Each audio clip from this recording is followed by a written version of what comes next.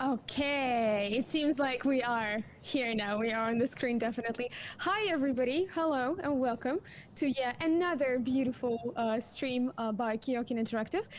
Today, I'm here. My name is Lena. I'm a KeokeN Community and Social Media Manager. We start our stream with a sub, with a subscription by Mars Attack. Thank you so very much for being with us for 2 months. That is a beautiful beginning of the stream. Hello. And today with me, I have 3 amazing people that I'm quite excited to have on stream together. Trust me, the team is very busy, so it was a little bit difficult to get them together, but I am hyped for this. I have Sander, KeokeN award-winning composer. I also have Merlin, KeokeN game designer, and I have Anna, KeokeN 3D artist. Hi guys, how are you doing? How was your day? Hi, Alina. Thank you very much for introducing us. Our day's been great so far. Super busy working on Deliver This Mars, as you already mentioned. There's so much that needs to be done. It's a lot of work, but it's great. It's great work. It's great work. Yeah, I agree. Merlin, how are you? How have you been? I'm great, yeah. Like Sander said, very busy with Deliver Us Mars. It's actually amazing what we can do in a day. Just this morning I asked Sander like, oh, can we have a piece of music maybe here because we have a problem? And then at the end of the day, he actually put it in. So it's like, whoa, okay, this is like the fastest implementation ever. So yeah, that's a good day. That's great. And Anna, how are you? It's great to have you on stream again. Yeah. It's you've been on quite a few. How are you? How have you been? Also good. And busy, super busy, no time for nothing. No. Yeah, I'm happy. I'm very happy to hear that you have been well. Hello, everybody who is joining us on the live broadcast, and if you're watching this broadcast later in a recording, hello. It's great to have you here. So, why I gathered you guys here is I know a lot of people are excited about Deliver Us Mars, and we have just recently had our very first Deliver Us Mars developer diary that came out. If you haven't seen it yet, please make sure you go check it out. It's quite amazing. But actually today we're going to talk about everything Deliver Us the Moon, because Sander, Merlin, and Anna were one of the people who worked on Deliver Us the Moon and are working on Deliver Us Mars. So they know if there is anybody who knows everything about Deliver Us the Moon, it's them. And so I am going to start with basically asking you, what does it feel like working on a sequel? Merlin, you want to take that first? Yeah, sure. It's actually, well, first of all, it's very exciting because it means that we made a very nice and cool game, and people actually want to play a second part to that. So I'm really happy we even get to make it. And then second of all, then you get like, okay, so we want to do everything better than Deliver Us the Moon. So everything just kind of goes 5 steps up. And then what does that look like? And how do you still have what made Deliver Us the Moon cool and unique, and put that in a sequel, but also add new stuff to it that will be in line with that and surprise players. So yeah, it's really cool. It is really cool. I'm quite excited about it. So we had a series of videos that were released about the lore of Deliver Us the Moon, and the first one talked about the energy crisis, right? So, oh, we have a guest over here in our screen. Hello there. Hi and bye. That was a nice cameo by Koen. I'm happy. I'm certain many people were happy to see him. So, energy crisis, right? It's a quite serious topic, right? It's a quite serious topic for the game. Can you please tell me and people who are watching us, why was this topic picked? And it was Earth energy crisis, right? So you guys were making a game about space, about moon, and how come Earth energy crisis were picked as like the main driving kind of force of the story?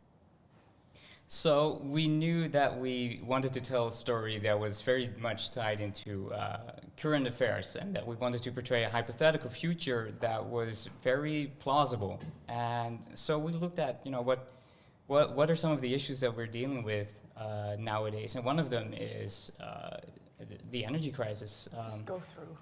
Hello, Julia.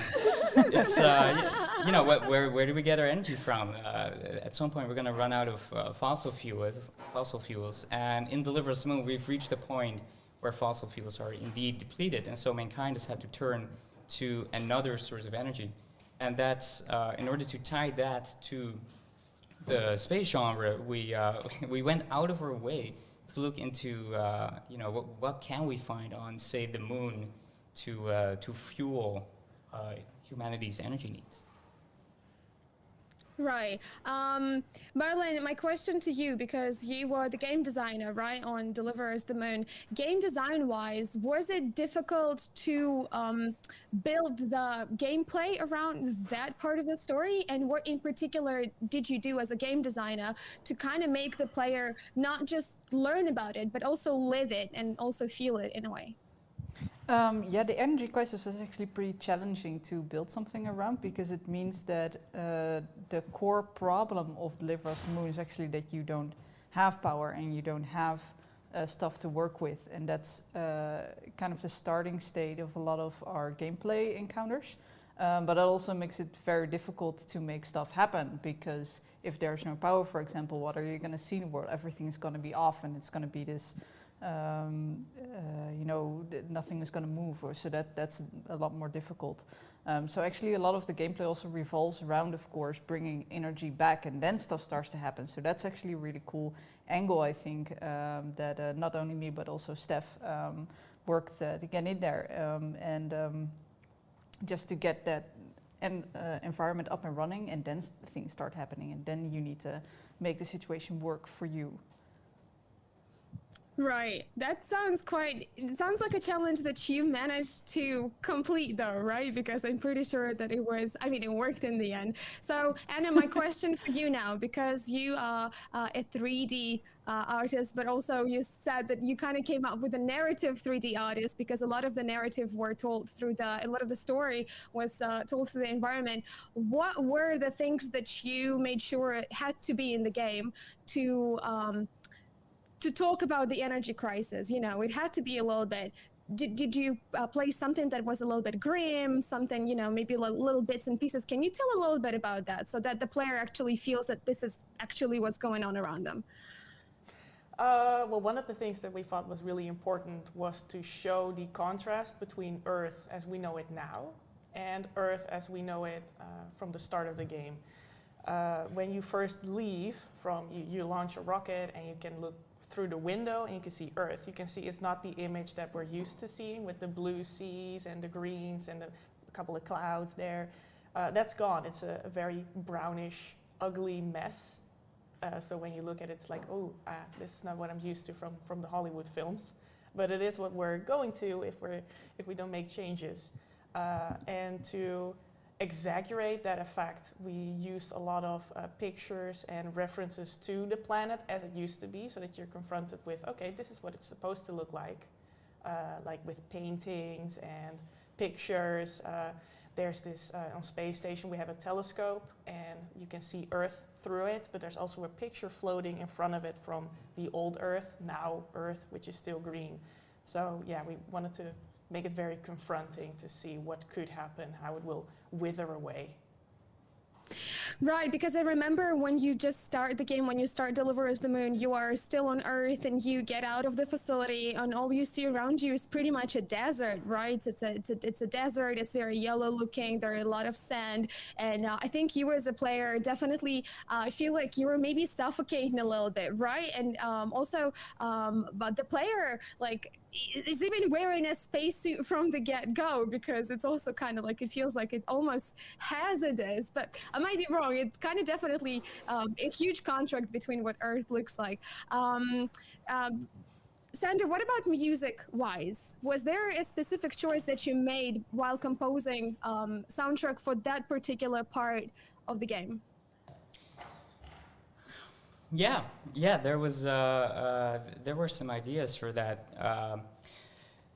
There were a couple of themes bundled in there, and one of the prevailing themes in there was one of there's hope. Humanity's finally managing to launch this mission back to the moon after all these years, but at the same time it's a very desperate mission. You're the only one going out there. There's just this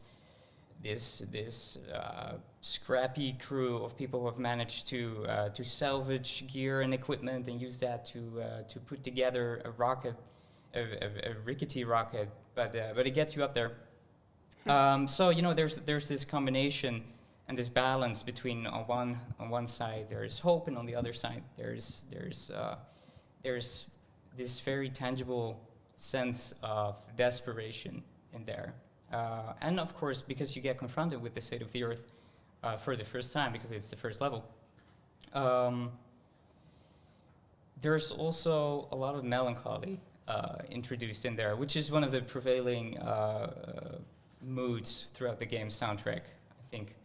And it was important to set the tone for that in the first level already. Right.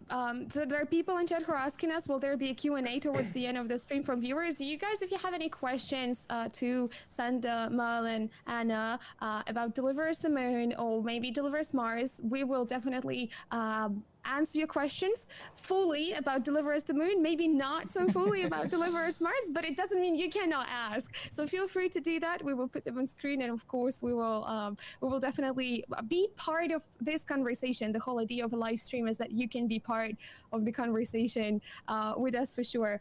I am going to ask a little bit of a nerdy questions right now, because with the energy crisis, right, you had to come up with an element that's called helium-3, right? That was based to the story you found on the moon in abundance, and then it was processed and sent back to Earth in the form of energy using the microwave power transmitters, also known as an MPT.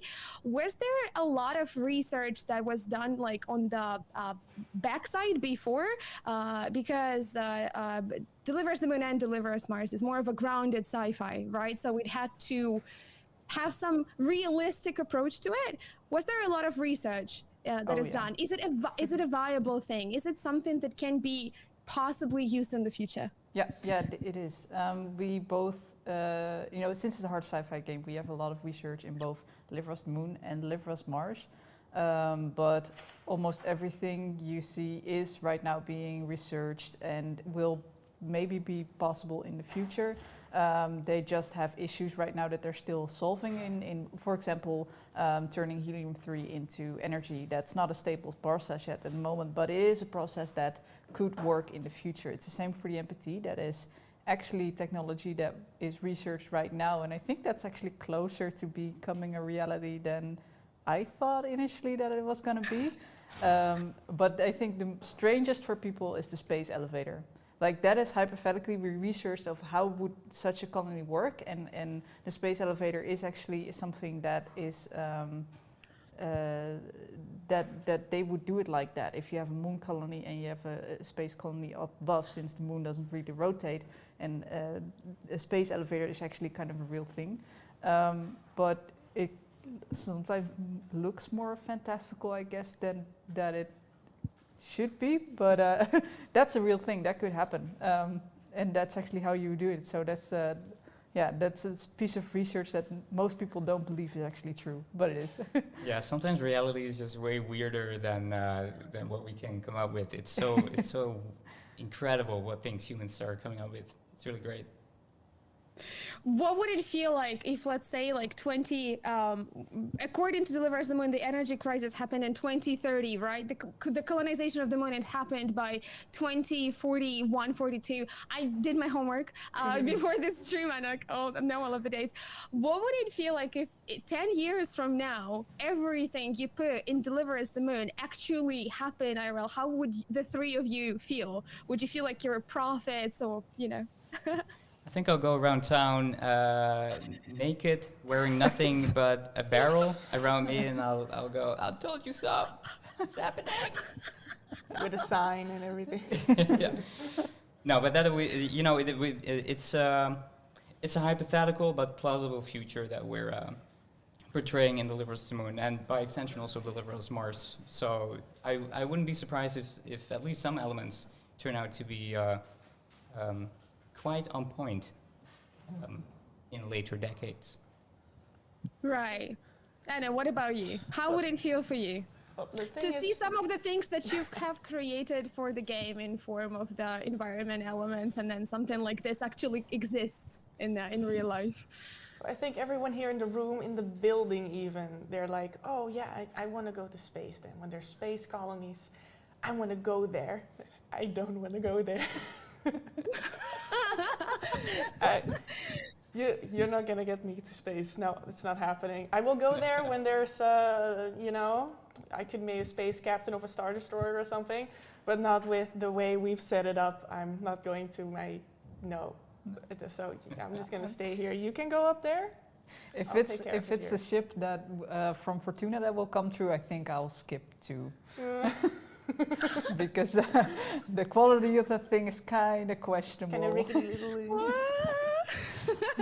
Would you say that you're in a way of like unwillingness? Well, no, I don't want to say unwillingness to go to space. I want to say willingness to stay on Earth where it's like safe and familiar. Did it help you in a way to make a game about going to space and going up there? More of the, did it help you like create this kind of like a little bit of the grounded approach to it? It's kind of like, yeah, space is cool, but also dangerous in a way, right? Because, I mean, there are quite a few dangers in Deliver Us the Moon.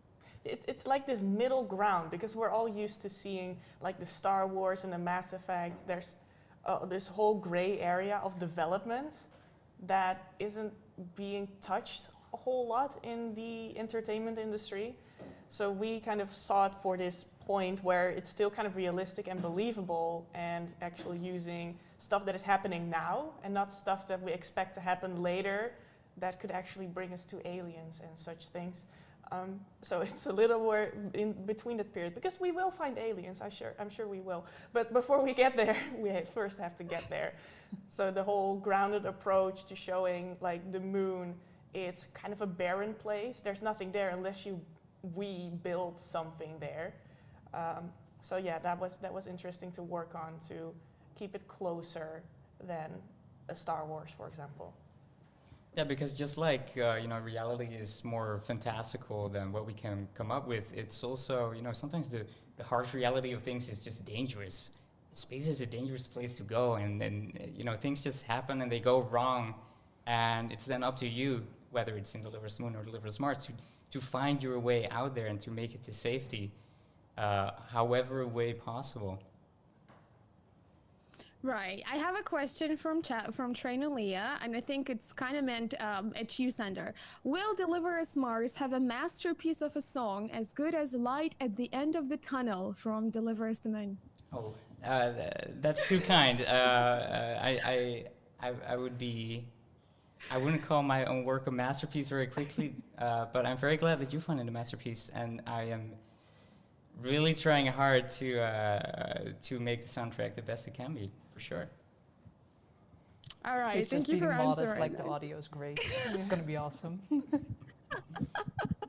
Yeah, everybody's like, excuse me, it's a masterpiece. Also, another question is, comparison-wise, how lengthy is Deliver Us Mars compared to Deliver Us the Moon, without giving too much detail, of course, without giving too much away?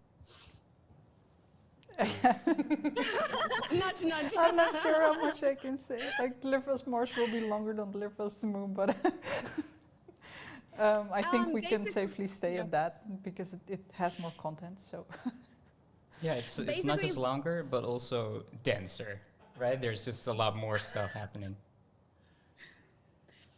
As we like to say, Deliver Us Mars is a very ambitious sequel to Deliver Us the Moon. Ambitious. Take the word ambitious and, interpret it the way you want to interpret it, but we love this word. It's a very ambitious one. Thank you so much for this question. Another question is, what does Mars sound like in comparison to the Moon? And yes, masterpiece. What does Mars sound like? So this is an interesting topic. When we started out, we needed to find a way to set the Martian atmosphere apart from the Earth's atmosphere in terms of how it sounded. We've been to Earth and the Moon in the previous games, and who knows where Deliver Us Mars will take us? Well, Mars, obviously. So what does it sound like? We've looked at multiple models, we've looked at multiple interpretations and sonifications published by NASA, for example, and we've tried to emulate that in a dynamic system that runs during gameplay in order to make sure that whatever sound is playing at any given time can be modulated in various degrees to mimic the atmosphere of Mars. And what it sounds like, it's very different, and you'll just have to hear it for yourself when the time comes. I am quite excited. I'm intrigued. You've intrigued me. I'm curious now. I'm quite eager to experience that. There is one final question that we will take before we continue talking about Deliver Us the Moon. Will there be a special edition that offers extra art books and steelbooks? It's a little bit too early to talk about that in the campaign. My best advice would be to stay in touch with both KeokeN and Deliver Us Mars on all of the social media. There is not quite, we still haven't told you and showed you a lot of things because we don't want to like spill all of the beans at once, so we go in like one or several at a time. So please make sure you follow both us and Deliver Us Mars, and especially I want to give a huge shout out to Deliver Us Mars Instagram page, which is a comic book in its own, which is a beautiful art that unravels itself in front of your eyes, and there is kind of like new pages and new artworks that appear there weekly. So if you kind of want to see that as a little bit of something that gives you a little bit of a taste of Deliver Us Mars, for sure follow that, because that art book and that comic book is hiding some amazing secrets. So go ahead and look for them. You're gonna be quite surprised. There's quite a lot of cool things. All right, back to Deliver Us the Moon. WSA, right? World Space Agency. What was the whole idea of it inspired by? Was it inspired by NASA? Was it inspired by ESA? Was it like something that was just, you wanted to create something that was your own? Yeah, I think it was inspired by all of them put together, like the whole idea of the whole Earth, whole planet striving towards the same goal and working together, and kind of a gray area, like this whole pool, just gray, no black and white, just everyone headed for the same goals. So yeah, ESA, NASA, I feel like they kind of do the same things, that they have the same countries and they come together. And of course there's countries that have more of a hand in what happens. But I think they're striving towards the same goal, and that is what we used as an idea to create the WSA. Like, it's not just a continent or a certain country, it's the World Space Agency. So the whole, all of it. Yeah, and I think during Deliver Us the Moon and during Deliver Us Mars, we also put a lot of emphasis on trying to get a lot of nationalities in there, because it's the World Space Agency. So, people from all countries and all nationalities and all backgrounds could have joined and would have been working there. So you'll definitely find a lot of different names and ethnic backgrounds in there as well. Right, thank you very much. I'm going to get to my favorite part, a little bit dramatic. We're going to talk about Fortuna Mission. Fortuna Mission is basically what happens in Deliver Us the Moon. You are that one person who is being sent on a one-way mission to the moon to kind of like bring back the power, to power the Earth again. Guys, why one-way trip? Did it have to be this dramatic? Did you have to go that way? Why was it like a one-way trip? There were drafts where it was even worse. But, Oh, no. Even worse. there were worse drafts. We had worse endings than this. Yeah. Oh, no. But again, did you want it to be like a little bit of like a dramatic effect, or, was it planned? Also, another question is, why just one person? A lot of games about space, they have like human sidekicks in a way.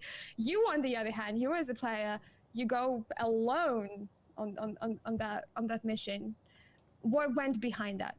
Yeah, for the Lone Astronaut, that's actually a really development related decision, because No, it's not. There's only enough resources for one suit.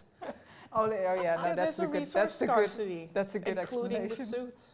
Okay, so Yeah. the real explanation, the real explanation is that we were the indie developers, so getting one fully animated character in there was kind of a feat already for us. So yeah, we definitely had to limit it to that one character, and I think, as Anna demonstrated, that we've found pretty good ways to make that work in the narrative.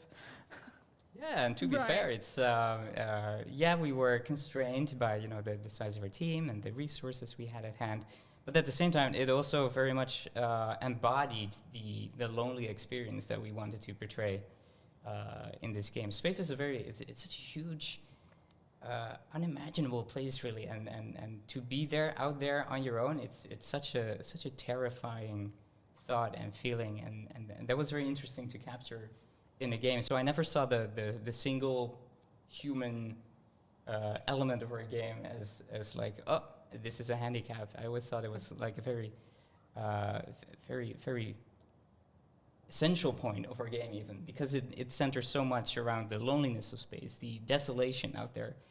The fact that you don't encounter anyone out there is so it does many things to the emotions, I think. Yeah, we definitely embraced it because also, Dottem has a silent protagonist. Yeah. So that's also adding to the loneliness. We could have, of course, also had someone over audio or radio or talk to you, but we wanted to embody that loneliness if we go through it. Yeah. Yeah. Which is also why you have in the first level, there you do still have radio contact with the folks who help you to launch the rocket. But after that, you're out there, you're on your own, and we wanted that to last throughout pretty much the rest of the game. To be lonely out there on the moon. That is actually something that I never thought about, how our protagonist is silent and never, he's not grumbling at anything or says anything, or like when something is stuck. So the idea was that you have nobody to talk to. Why would you even talk to yourself and everything? Yeah, that's quite peculiar. One of the big amazing part of the games is the launch sequence and Deliver Us the Moon. First of all, you start with this whole timing experience. Merlin, was it done on purpose? Because you have to rush to the top of that rocket, and timing missions cause a lot of stress for me, personally. Was that a deliberate? Oh yes, the timer doesn't appear on its own, but we had that was a very deliberate choice to put it in, it actually, the urgency was created from the narrative, because the narrative had said okay, there's this dust storm coming in. If you don't launch now, you're gonna be swept off, and you won't have another chance to launch this rocket. So it has to be now. This is your only chance to launch this mission, and then that had to be reflected in the gameplay. So that's why we chose to make use of a timer to kind of put that urgency into it. And if you fail, you will also see the dust storm kind of sweeping in and blowing the rocket over, and that's it for you. You won't have a chance to save the Earth anymore. So in the launch sequence, that's definitely also a thing that still keeps on going, the timer. And we try to really per kind of step balance that to what the player was, to the speed of the player, basically. How did you determine the right time? How many seconds or minutes or whatever? How was that determined so that it's enough to kind of make it there, but also doesn't give the player too much time or too little time? Playtesting, lots of playtesting, and seeing where, usually because we are also we've done this 5,000 times. So the first iteration of the timers is usually far too tight for players who have never seen the encounter and are still figuring everything out. And then you kind of, you make it a bit wider or maybe a bit smaller at some point. And we also really noticed during the launch sequence that people were getting too stressed out from it. So that's why we only faded in, for example, a timer if you are not hurrying up. So if you're kind of dallying about, then you will see it. But if you already have that urgency on your own, then we don't need to add to it. For example, those kind of tweaks, that's really something you do after playtesting and seeing how players react to it. I have a question that just came into my mind. Did you by any chance have competitions on who made it there quickly? The record, and the team, among the playtesters? We actually did, Anna and I did, because we did a lot of QA testing too, and we of course showed it at a lot of conventions. So we've seen that level so many times. So at the end of the day, at a convention when it was really quiet and it's just that last hour until it closes down, we did a speed run of, I think, what was it, the first level to see launch side level. Yeah, who could launch the rocket first from start to finish. You won. I forgot to turn on the elevator button Oh as I was passing it on the first time. Yeah, that totally screwed it, and I won. That killed me. I really wonder if people in chat who are watching us, if you would ever want to see a speed run of Deliver Us the Moon by Anna and Merlin, the people who play tested the game the most, so that we would get the whole setup of the speedrunners where we check everything and kind of get the time. Have you watched? I'm taking it a little bit off top, but have you watched any of the speed runs of the game on YouTube? By the way, I wasn't even aware there are speedruns for a game. Are there? something for you to do tonight then. Oh. I think it would be fun to check it out. Yeah, see, they use the same tricks. Yeah. I want to see if they break a level somewhere. It's like, oh my god, we never found that. Maybe it would be great. Yeah, Sander, question for you, because the launch sequence when you like run towards the rocket, me during my playthrough I would say that a lot, and then people who would watch me play that they would say that a lot. And I'm sorry if comparing soundtrack to a soundtrack may be like a bad tone, but I'm saying it is more of like a good thing, kind of like an inspiration.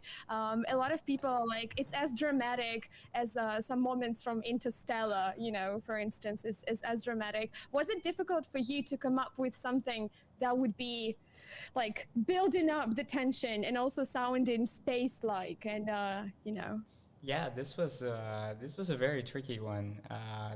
This took me a lot of time to get right. But once you get there, you get there. It's you got to figure out the right instruments. You got to find out the right rhythm, the tempo of the entire thing. I think I settled on a very irregular tempo, which doesn't really make any sense. There were like 11 counts per bar. It didn't really make any sense, but it worked, and I ran with that, and it just. Once I got there, I thought, I think this might just work to, give or support the tension that you were supposed to feel at that moment. Right. And then during the launch sequence, when you're actually inside the cockpit of the rocket, when you hit that zero G moment, right, when the liftoff is kind of there, you see a lot of objects flying there, levitating, kind of like the 0G indicator, but it's like all over the place.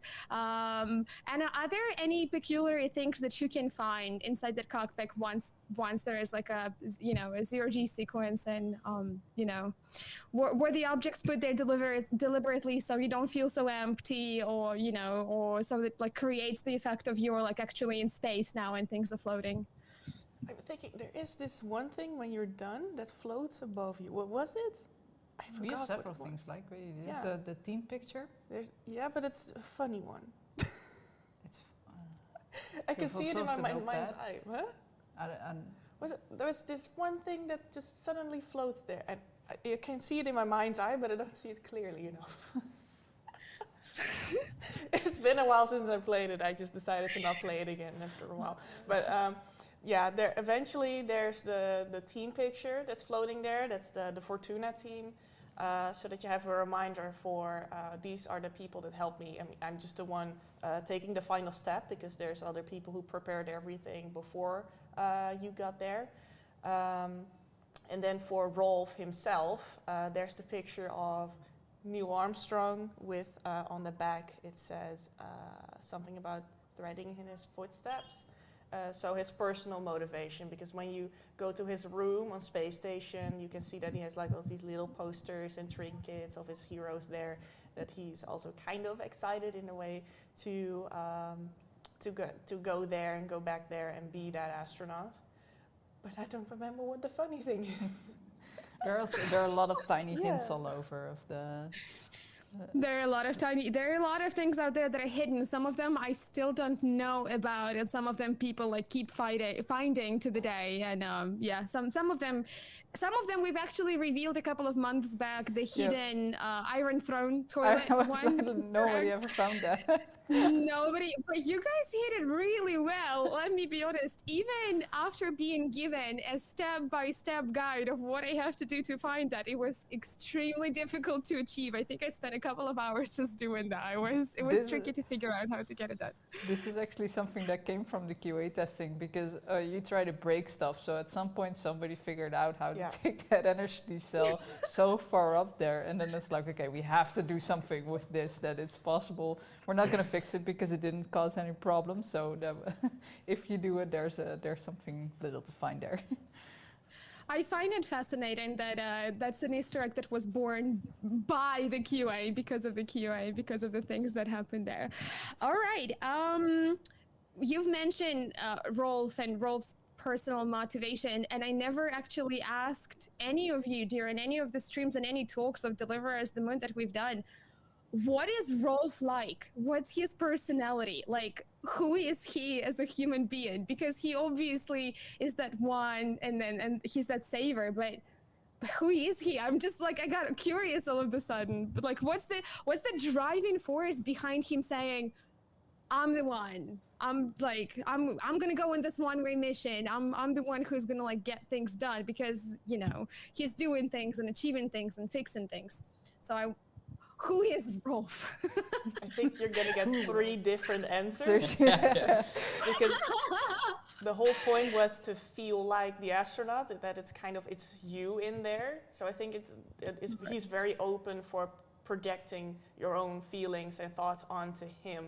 So I think that every person you're gonna ask, they're gonna give a different answer because it's kind of your Rolf every time that you play it. So who he is who you think he is. Yeah, but his motivations are actually quite clear because, you know, he's coming back because he has unfinished business, of course, in Deliver Us the Moon with Sarah, and he feels guilty about that, and he wish that situation would have worked out differently. So he definitely has some ghosts of his past out there that he needs to reconcile for himself. And then we also, of course, over the whole game, build up the player's relation with Sarah, so that when we reveal the big reveal of Rolf, that it actually then your motivations and his motivations align, so that you will still feel connected with him and immersed in him instead of it actually breaking. Yeah, I always feel like the empathy was just a side mission. Just happened to be in the same place. Well, thanks, you know. Sorry. That wasn't what all the gameplay was about. No, it was about Sarah. It was love. Yeah. As for the difficulties of space and the danger of space, Merlin, this question is going to be for you. I was watching a couple of people lately play Deliver Us the Moon. The interest for the game has risen because we've announced Deliver Us Mars. I see a lot of people die during the part where you have to retrieve batteries from it's like a library of I don't know how to describe it. I'm really bad at that. But there's a level in 0G, you move one side by the other, and there are electrical wires, and you have to fly via that in like first person as well. Can you elaborate a little bit on this part? Because I feel like this is like the end, like the end game boss for so many people, this particular part. That was actually what it was designed for. It was meant to be because it's basically your last thing you do in zero gravity. And we needed to make sure that you had the skills to do this quickly, because afterwards you're gonna get flung out of the space station and you will be under time pressure. So we wanted to really challenge the players' skills in maneuvering in 0G, so that we knew for sure that you have the controls down before you hit that last challenge. And that's actually how it came to life, that you really have to maneuver and between the cables, and it gets harder progressively. Was it, why is there that whenever there is zero gravity, you're floating first person, but on all of the other parts, it was third person? Was there a specific reason why this was done as well? We actually felt the first person would be more immersive because then, it could both be cool actually. Like I'm imagining third person right now. This really could be cool. But anyway, in first person, you are the person in 0G. So your whole, it's not like you are watching someone in 0G maneuver around, because then your camera would kind of be static and the character would be moving around a lot. But since you are first person, that means that you turn and that your world could become upside down. And that is much more realistic to what it is in like living in a real space station. So we thought that would be embody the space feel more than third person. All right, it's very true. Sander, there is a thing that I think Paul told to me once, is that whenever you make it to the space station, and that if you stay still in the game at any point in time, the music will never quite be the same, that it will still kind of change a bit and kind of evolved. Was there something involved with that in Deliver Us the Moon, that there is like a soundtrack and you never quite feel like it's the same thing over and over and over again? Was there like a little bit of a dynamic soundtrack based on where you go and what you're doing, what you're seeing, when you're not in any sequence, of course, Awesome. like as a cutscene? Yeah, so there, sorry to interrupt you there. I just got so excited to talk about this because I love it. Yeah, no, there's, we have a lot of linear music in the game, plenty of loops, plenty of one-offs and, cutscene music. But there are also plenty of sequences where it's much more dynamically set up, which could mean a number of things. It could be that the music evolves based on your progress in a given sequence. So for example, we were talking about the launch earlier. There are two things happening there. The first one is, the further or the closer you get towards the rocket, the more instruments start fading in, and this also takes into account the timer, so that the closer you are to 0, the more intense the music becomes. But it also takes into account your remaining distance to the rocket. And the same goes for example, the difficult challenge you just mentioned in Zero Gravity. There are all sorts of layers that are fading in and out depending on where you are in the puzzle. So we got some dynamic music going on in different parts of the game, and it makes the music a much less static experience and much more like you as a player are directly confronted musically with what you're doing and with how the situation is evolving. I also think it's a unique part of games, right? Because you can't do this in any other medium. It will also always be linear, and I think games is actually pretty unique in that you do have these kind of dynamic options. Absolutely, yeah. This is one of the most fascinating things about games. It's an interactive medium, of course. And that means that the music also can behave differently, other than just start and finish. I do think that adds a lot to a lot of gameplay encounters, because if you have that music, and we do a lot in Deliver Us Mars too, with the dynamic music. Much more, yeah. But then it really enhances, like, oh wow, this really, the progression through all of those gameplay encounters is much more natural and feels really polished just because there's dynamic music in there. So yeah, music is so awesome. I feel so blessed to be able to do this job. Music as a tool is such a powerful instrument to help empower the player's experience and the player's journey throughout the game. So whenever we have a sequence where it's the player's doing something really cool and important, and there's progress we measure, that's always very awesome to support through music. So we try to do that whenever we can, really.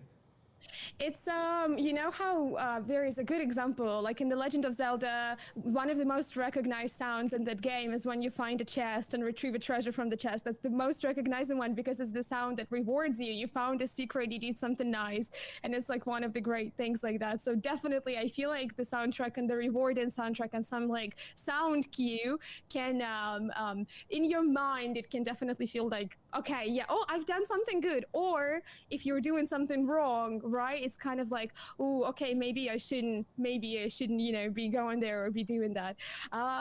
We are moving on to the next topic, which is outward mission, right? Because our Rolf makes it to the surface of the moon and finds this abandoned space. Everybody's gone. We've no idea where everyone's gone. It's just like there is no one there, and yet you have to tell the story of what is going on there. Like, why is there nobody? So Anna, from the 3D artist point of view, what do you do? How do you tell a story to a player when there are no NPCs? There is nobody to come by and have a conversation with and click, hey, what happened there? Where did they go? What do you do? What kind of tips and tricks, methods do you use? What was used in Delivers the Moon? Well, the thing is you have to find a certain logic because there's stuff that's happened and you just have to accommodate the fact that it happened. For example, in Tombo, there were riots. People tried to, what did they try to? Oh, there was overthrow Macarthur. Thank you. Yeah. Yeah, they were trying to overthrow Macarthur. Okay, yes. And there's this part where there's these security aces, they're still working and they're floating around. And there's this big red lit room, and you see all these papers scattered around, and there's like little objects between and broken ASEs. That wasn't there before. What I got was an empty room with ASEs circling through it. I mean, obviously, you're just going to work through phases. And then you hear that they were trying to overthrow Macarthur. And then you just got to work with that and make sure that it's visible that this happened. So that one, for example, that was a bit of a scuffling? They were fighting each other. So what they used as weapons are still on the floor there. But here's the picture. Look at it. It's right there. Did you see it? Yes. You just have to make sure that the events that happen, that you can see they happen, because it would be weird if there was a fight and there's no damages to anything. And the same goes for Macarthur's office that you can find, where you see this big theater where they laid out all their plans for the Outward project. For the good explorers, you probably found his office there. Because one of the things that we had is that Macarthur was spying on his people, but they weren't aware of it, so they used their ASEs, their personal ASEs, had this extra bit of chip installed that they could use to watch them and record them through holograms. Not a lot of privacy there. And again, there were just empty rooms, and you just look at it like, okay, what can we do with this empty space? And then we came up with the idea to make that his hideout, where he watched all those. So there's boxes full of hard drives with the material that they recorded from the ASEs. There's this station where you can see this part of a hologram, which you've also been watching, that he might have also been watching on his desk. There's all kinds of files of people that he should not be having, and with little notes that Macarthur made on these people, whether they were a threat towards Outward or not. And just these little details we scatter throughout all of the bases that are pieces of the story that we don't necessarily tell you through audio logs or holograms or cinematics, but just through the environment. So there have to be people. They're not there anymore, but they used to be there. Also, the rooms. First of all, Anna, this is magical. The way you talk about it makes me want to replay it, pay attention to all of those little details. There is just like so much story to tell. But you also find people's rooms as well, because you walk in, it used to be a live-in facility, right, as well, too. Was it difficult, like how much your imagination was challenged, maybe not challenged, because each room also had to show that there is a person who lived there, right? So what kind of objects, what did you do to make it feel like somebody lived there, but they also left, so they left some of their stuff behind? Yeah, I'd like to think that we worked on it together mostly, Okay, like gameplay and art, and we kind of went through these rooms and brainstormed like what could have happened here. And I think the personal rooms were my personal favorite, but like you said, it's difficult because you cannot show something that is not there.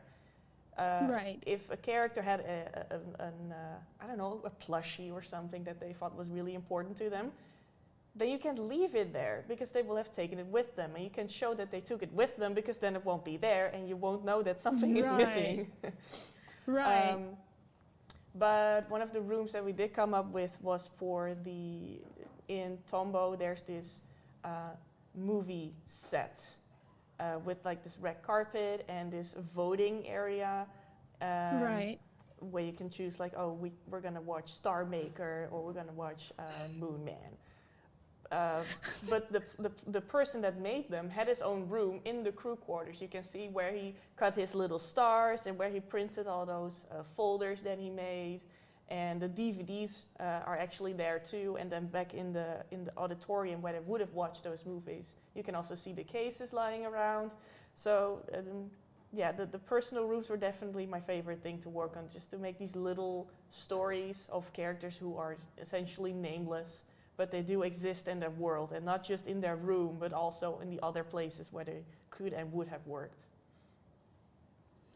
It sounds beautiful. I am so inspired right now. It sounds great. I keep saying that talking to people who have made the game and breathed life into the game, you guys initially know way more than any of us could. I mean, no matter how much we play, but you know, some things some people notice, some things other people don't.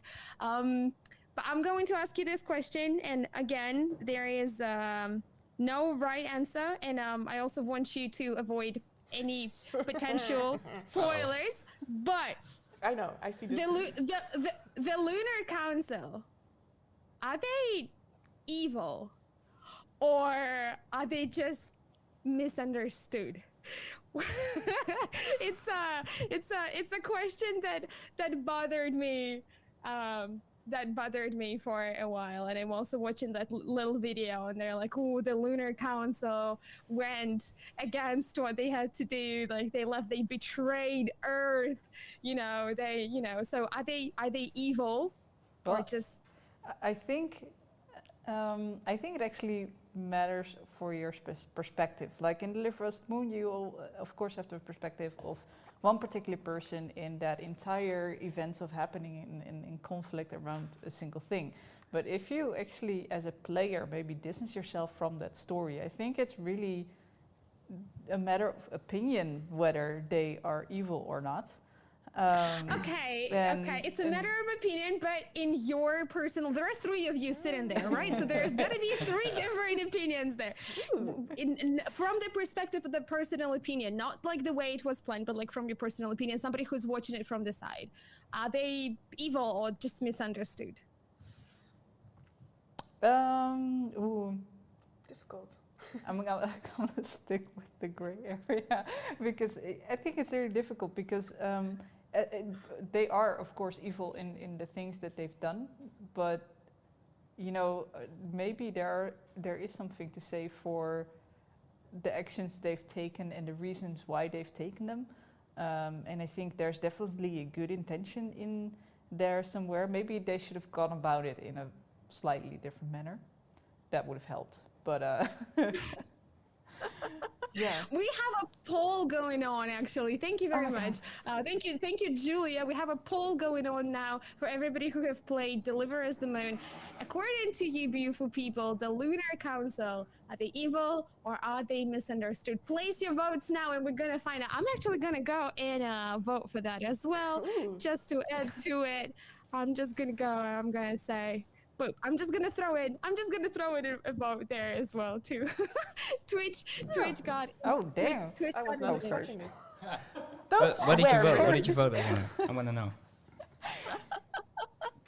Oh, all right. So while we're watching the vote happening, while we're watching the people casting their votes, it seems to be equal now. It's like, all right, people who watch us, we cannot have it 50-50. We have to have a winner. But It's my just personal watching this preference. is like watching reality TV. So it's more interesting than reality TV. Like watching those bars move. Oh, right. Okay, so Sander, about the soundtrack, was there a different thing that you kind of put into the game while we are on the moon? Because we're on the moon inside the facilities, and we're also on the surface of the moon, right? And it's supposed to be a vacuum. There's supposed to be no sound. Did you take it into consideration when you composed the soundtrack for Deliverance Moon when you're on the planet? Yes, yeah, for sure. I wasn't sure if you were finished yet, but the short answer is yes. Long answer is the first time you go out there, it was framed so beautifully, and so it came very naturally to make sure that the music was sort of. You had to find that balance between elegance and majesty, and you were out there on the moon for the first time, and it's such a grand sight for you to behold there, and I wanted to make sure that you would, feel a little weightless and feel the vast nothingness out there. So there's beauty, but at the same time, it's also desolate. It's barren. There isn't really anything for you out there, and so that was a very interesting balance to seek. Even more so for Deliverance Mars, where it is, sort of the same. You're out there on a barren planet. What does it sound like? And so we tried to find that balance between, you are there as a person, but you are confronted with this very vast force that is way beyond you yourself, which is the planet. And that makes for a very interesting musical challenge. But I think you've done a really good job. I really would like everybody in chat to just scream masterpiece at you so that you know. And as the vote has ended with one vote over, it's concluded that the lunar console is evil. Oof. But not too much, just a little bit. What did you vote, Alina? Did you make the tiebreaker? Oh, no. Did we freeze on a very exciting moment? Did we? Do No, I think you have to ask again. Oh, I'm so sorry. I needed to speak up. Yeah. I was curious. What did you vote? What I thought about the lunar console. You see, I am a little bit of the backside story. I once failed a job interview because I was asked if I could play a part in a movie, which role would I take? And I said that I would play the villain. And I failed that job interview because I said villain, that I would play it in a movie. And I am the person who always on the side of the so-called villain, because I don't think you are born a villain. Nobody is born being evil, or nobody is born wanting to hurt people or do something that might potentially hurt other people.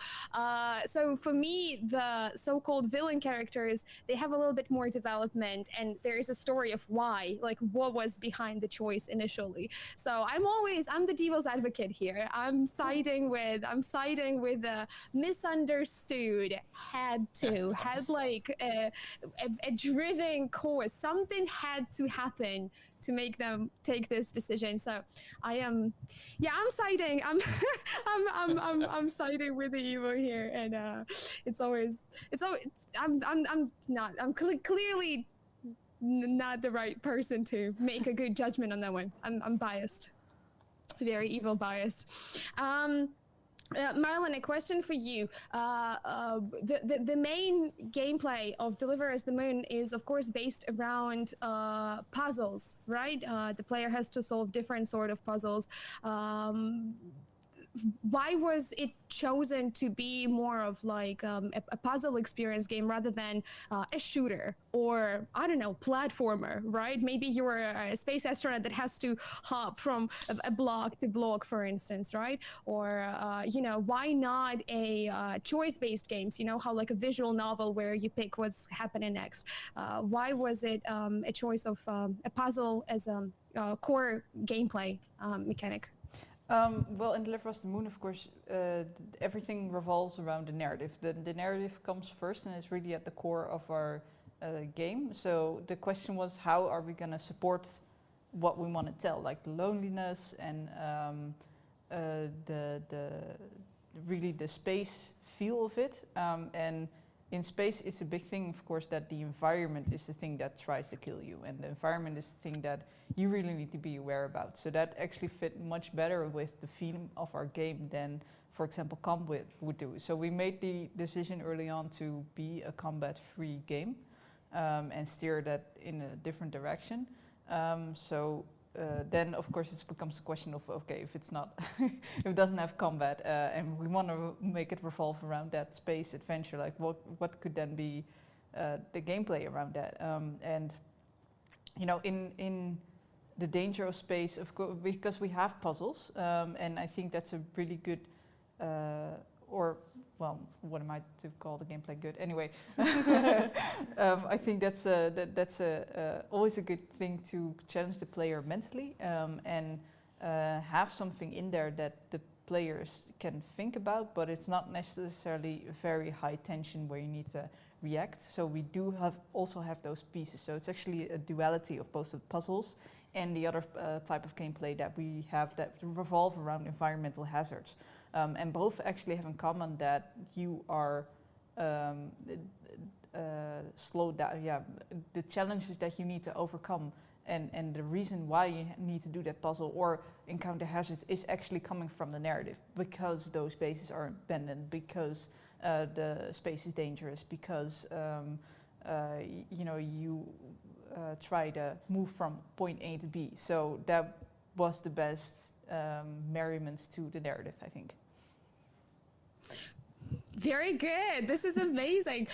We are going to take another round of questions from people who are watching us. So if you guys feel like if you have a question, feel free to ask it in chat. Again, we will answer Deliver Us the Moon-based questions. With Deliver Us Mars, we might answer some, we might not answer some. We want to be a little bit enigmatic about it still. We have a question from Thoth.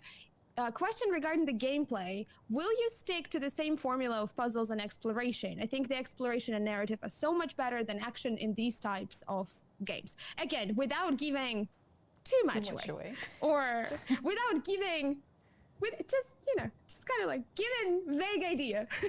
Yeah, well, what you talked about at the very start of the stream is actually that you know, what happens if you start making a sequel to a game? Then what makes Deliver Us the Moon, and what do you need to bring back in kind of the sequel? And one of the first things for gameplay, at least, that we wrote down is it's a combat-free game. So we will not have combat. We will stick to that core of Deliver Us the Moon. And we also said, well, puzzles are a very a core of Deliver Us the Moon. So we will definitely have puzzles in Deliver Us Mars.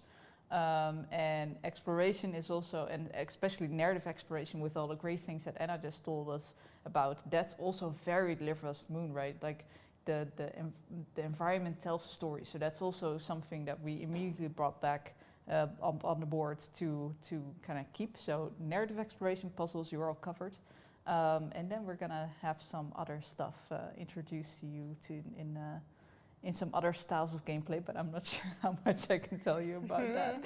We're gonna leave it at that. There are some hints already out there on the internet. Yeah, you're definitely gonna find a lot of familiar things. If you have played Deliver Us the Moon, you're definitely gonna find yourself in a more of a kind of, you know, familiar place. But there are gonna be some things there that we're not just gonna mention just yet. Will there be tons of sneak peek streams as soon as the release date is set? I will not accept anything rather than yes as an answer.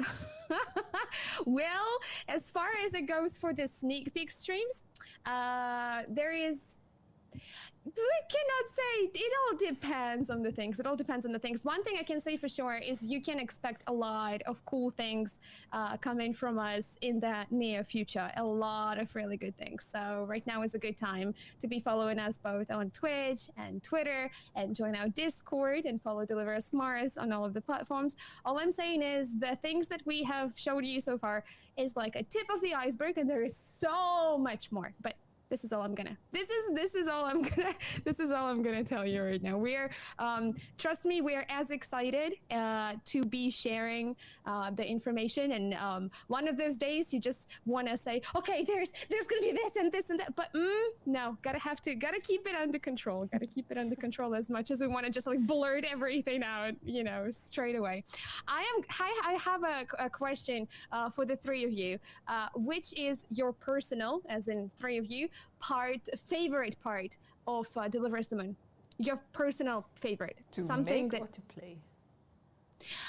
Oh.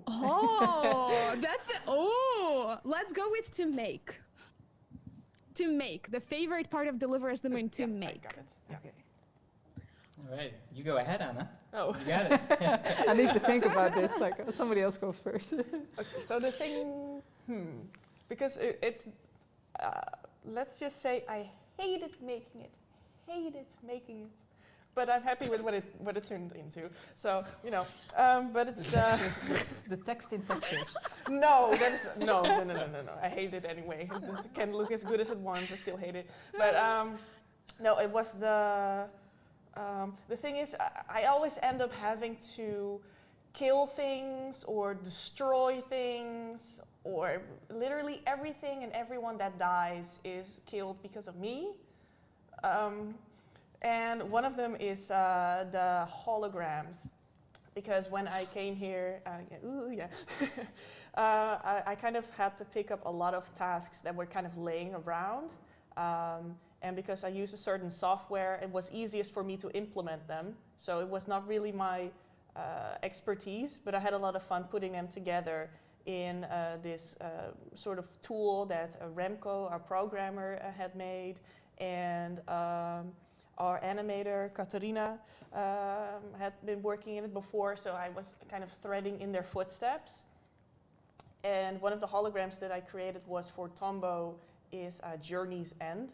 And it was a very long hologram in a very strange sort of environment which is very big, because there were certain things that had to happen, but it's an enormous room in which it had to happen. But I really liked making it and working with those challenges, and it was really open towards my creativity, because Sander had written the script and the scenes, and then it was up to me to make it something logical, that when this thing is said, then this action happens. For like, at some point Isaac has to leave. He just bails on a monorail, but it also has to come back. And in the meantime, Sarah has to go from this side of the room all the way to that side of the room, while there is also a screwdriver inserted in her stomach that I put there. But yeah, just working on that scene and then going, especially like the more emotional part, there's stuff that isn't in the script, and you have to fill that in to show like this little goodbye that she has with her AZ Alex, and the remorse that Isaac later shows as he's sitting next to her, and the way she collapses, and just, it was very complicated, and I worked on that for the longest, I think, and eventually it became so huge, Sander even made a soundtrack for it. And just because we were really working on it together, we really made it together, this whole cutscene, and just how all these disciplines came together. I really loved working on it. So yeah, I think that's my favorite edition, even though it's another thing where I had to kill someone. But I still like it. It's also a really good blooper video. Yes, it's online. You can watch it on our YouTube channel, I think. It went out as it's an Instagram reel for KeokeN, so those who don't have Instagram accounts, you should do it. It was received so well. It's like how to mocap a sequence if you're an indie developer. It was amazing. I loved putting that together, and I love seeing that, and it's just, you can just see the involvement. Everyone's favorite scene, I think, is when KeokeN is carrying Sander, and then, it's just like like you have to, yeah, you have to mocap like how you carry someone, and it's just been. And we really had this great. fight over where we put the arm, and whether the arm should be like this, Yeah, or the arm should that's be a like great this. conversation. But we also had this one, like, Anna had made something, and then we were discussing like how would Sarah actually like sit against the wall and then slide down. Oh yeah. What would she end up like? Because it looked a little bit unnatural. But at the office we were working in that time, they only had carpet, so you couldn't really slide down. So we went into the hallway where they had This sort of smooth kitchen floors. area. Yeah, the kitchen area. But we Shared weren't the only kitchen area. Yeah, shared. So we were the only company using that, and so we took off our shoes to kind of, you know, so we could slide our socks over the ground and kind of see how Sarah would have done that. And we were discussing Throwing it ourselves into the wall. yeah, and sliding down. And then while we were doing that, one of the people from the other company actually came in, and he was like,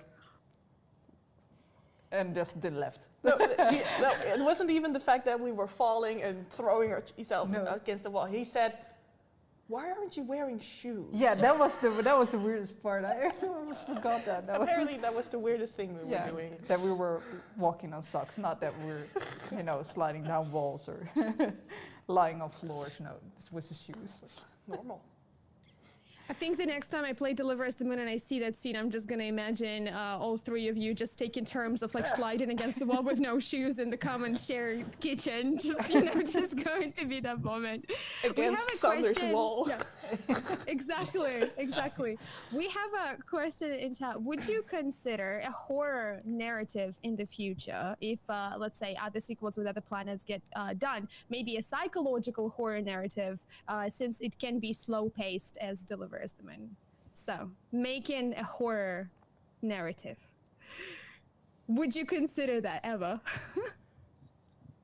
Would we consider it? Absolutely. I mean, horror is an awesome genre. Pretty much every genre is awesome. If we could explore horror, cool. I'm not sure if we will, but it's an awesome genre. Personally, I would consider it. Yeah. But Sander, wouldn't it be fun making a soundtrack and composing music and like sound effects for a horror game? Especially the psychological horror. Yeah, no, for sure. Yeah, you get to play with all kinds of stuff to make people uncomfortable. That's awesome. What? This is a whole new side of you I'm seeing, Sander. Merlin, a question to you, because you say a lot of the gameplay is based on the narrative. So let's say if that is a horror with Sander's music that is aimed at making people feel uncomfortable, because apparently he's into that now, what would the gameplay be for you as a game designer? Well, I definitely think that if Sander has the creative vision to make this uncomfortable, then I'm sure we need to have some gameplay that will make the player equally uncomfortable, so that the sound and the gameplay can actually enhance each other. Ooh, all right. Anna, you as a 3D artist, what is the most gnarly thing you would place in that game that Sander is writing the music for? And Anna is torturing the player with, Merlin is torturing the player with the gameplay. I think you only need one thing. I'm gonna try to do it. You're this? off screen now. Oh, am I? Yeah. Oh no, Oh, you're yeah. off screen now. Like this, and just stand there. Yeah, no, you need This is good. You need like this white nightgown, Oh yeah. and then I'm sure Sander can make a soundtrack. And I'm Like just gonna Do stand we have there. a white nightgown? I don't have a in a white window, nightgown. somewhere in the background in the shot, you know. There. All right. I was. And I'm just gonna put it behind you, and you're gonna see it only when you turn around. The person who asked the question says, intrigued, I want that, it makes me uncomfortable. So, you know, we have potential here. Marlon, what's your favorite part of Deliver Us the Moon? Making, in the making, which one did you like making the most? I liked making the breach the most. So the breach is the name we used for when you get flung out of the space station because there's a breach in the hull. And you need to get back and have to go from oxygen canister to oxygen canister to make sure you have enough air. But what I found really cool about that is the number of iterations we went through, because at first it was just hard to code a timer, and I tried to time it the same way I did the launch, for example. Playtest how fast are players going through it. But there was such a big difference between times where between player playing times going through it from canister to canister. Like I had a table of everything, every single one of them, and it was just so far apart because the skill level of our target audience is actually it's a very wide range of different skills. So we needed to accommodate all of that. The canisters actually have a formula at the back of it that will adjust itself to how the player is doing, so that it will always be tense no matter how fast or slow you go through it. And I really enjoyed working on that and going from that, well, like, why isn't this working, to having this really well-paced encounter. I loved it. I definitely loved playing that part. Going back to Anna's favorite thing, I think this is the part where also, of course, thanks to the sequence, the angles that are taking, the animations, of course, then the voice acting was really good, and then the soundtrack on top of that, and that scene that you talked about, I think it made everyone tear up, like whether it's a grown man or me, And Merlin, the scene that you talked about, I think it was the one that it just gets you there. It doesn't even leave you time to think about it or gasp or be surprised. It's like you have to act really fast. And I think this is what kind of is the beauty about it, because you're like, okay, I'm in this outer space. Can I like look at my surroundings? No, I don't have the time. I have to go. I have to save myself. And it's just, you only can think about how cool it is after you're done with it, after you're in the safety. And then you're like, wow, that was cool. It's like a roller coaster ride. It's like you're very terrified, but once you're in the safety, it's like, can I do that again? Can I go back and like do it again? That was my feeling towards it as a player. And then Sander, what was your favorite thing to make in Deliver Us the Moon? Anna and Merlin already mentioned two awesome parts that were really cool to work on. In addition to these, I would mention the first time you see the Earth. That is such a cool moment. It was framed so beautifully. So writing music for that was very, very, very inspiring. It was a very cool scene to work on. And but also at the other end of the game, near the end, there was this huge reactor that was just pulsing with energy, and that was such an interesting thing to see from a gameplay perspective, and what was going on there visually. It looked so juicy and glorious. I loved it so much, and syncing up the music to the rhythm of the pulsing reactor, that was very cool to work with. It was dangerous. It felt dangerous, and that was cool. It felt dangerous to play as well. This is also Good. the part that I had to carry that battery through in order to unlock that Iron Throne Easter egg. Yeah, you have to go through that pulsating thing, and you cannot sprint because you're carrying that battery. So can you imagine? That was. I don't think I've ever felt that stressed than I was at that moment. There is also this visual cue that like makes your screen go all red and fuzzy, and like there is like this noise out there. I think by the time I was done, my armpits were very sweaty. Sorry for graphic details, but it's very pulsating, and it's very dangerous, and it's very loud as well. It's a very loud sequence, and I think it was needed to be this loud because it's just like it's overwhelming in every single way, because it's like your vision is overwhelmed because there's like bright flashes of light happening, right? The pulses happen every once in a while. Also, the sound-wise, it's so loud that you definitely, like, your entire body vibrates. Well done on making that. Well done on making that. You were, maybe, you know what, maybe you should make a horror game, because now that I think about it, you were very good at making the player feel the stress and kind of like uncomfortable, together with some dramatic moments. And job well done. But I'm also very biased. I love the game, so but it worked. All right, so we have 5 minutes. Unfortunately, we have to say goodbye to everybody watching us. So I would like the three of you to say a couple of words to the people watching, whether they're watching live or watching us in the future in the recording. Is there anything that you would like to say to people? Keep an eye out for absolutely mind-blowing stuff coming your way.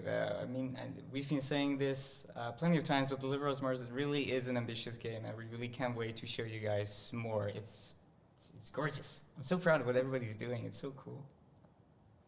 Yeah, I would definitely like that.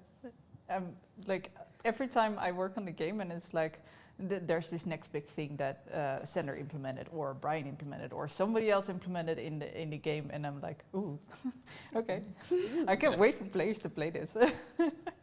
So yeah, it's just I can wait for whenever we get to present this to the public, and you guys get to play it. So yeah. I'm just gonna say what you said on the Death Diary. Oh. Deliver Us to Mars is just gonna be better in every single way.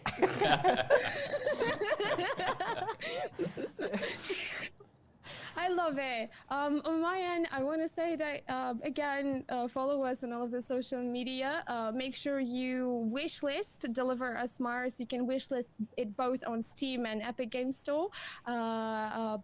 Keep an eye on all of the things that are coming in the future. And to Sander, Merlin, and Anna, absolutely well done on making Deliver Us the Moon one of my most favorite games ever. I'm not just saying that because I'm working for the company now. I knew that before I ever joined the group. It's not totally unbiased. And I'm very happy that I had you here on stream with me today. And thank you for finding the time in your busy schedules to dedicate it to me and to the community of lovely people who are watching us. It's been a pleasure. Thanks so much for having us. Yeah. It's been great. We also Yes, loved watching you play Deliver Us the Moon way back when. Ah, we didn't know you back then. We were like, yes, we made her cry. Oh, that was the best moment. The best point Yeah. is when you see someone cry over this.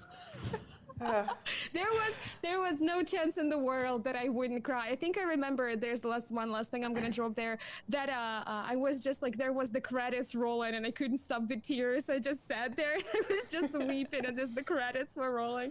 And I made sure that I watched the credits all the way till the end because I always want to show credit where credit is due for the people who made the game. And I just sat there and like, it's such a beautiful game while crying. And it was, probably one of my favorite moments. So yeah, I never thought I would say that out loud, but thank you for making me cry. It was, it was definitely a pleasure. All right, we are going to show you our amazing reveal trailer for Deliver Us Mars again. So please enjoy that, and thank you for being here with us, everyone. Have a good evening. Goodbye. Take care. Bye.